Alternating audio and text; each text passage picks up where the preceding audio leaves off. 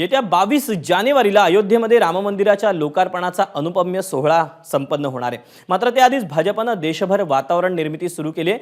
खरं तर अयोध्या आणि राम मंदिर या मुद्द्यांमुळे भाजपचा राजकीय आलेख कायमच चढता राहिला।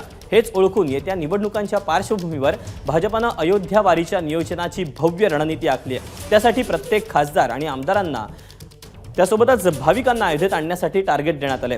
प्रत्येक लोकसभा आणि विधानसभा मतदारसंघातून हजारो भाविक अयोध्येत येतील याची काळजी भाजपकडून घेतली जाणार आहे। त्यासाठी वाहनांच्या तसंच रेल्वे बुक करण्याच्या सूचना देखील देण्यात आल्याचं समजतं आहे। रामभक्तांना अयोध्येत नेण्यासाठी भाजपने कसं नियोजन केलंय जाणून घेऊया ग्राफिकच्या माध्यमातून। प्रत्येक आमदारांना 5000 भाविकांना अयोध्या यात्रा घडवावी। प्रत्येक खासदारांना 20,000 रामभक्तांना अयोध्येला न्यावं। आमदार खासदारांना दिलेलं टार्गेट हे स्वतंत्र असणार आहे। एका लोकसभा मतदारसंघातून सुमारे 50,000 भाविकांना नेण्यात येईल। अयोध्या वारीसाठी भाविकांच्या याद्या तयार करण्याच्या सूचना देण्यात आलेल्या आहेत। यादी तयार झाल्यावर टप्प्याटप्प्याने भाविकांना अयोध्येत नेण्यात येईल।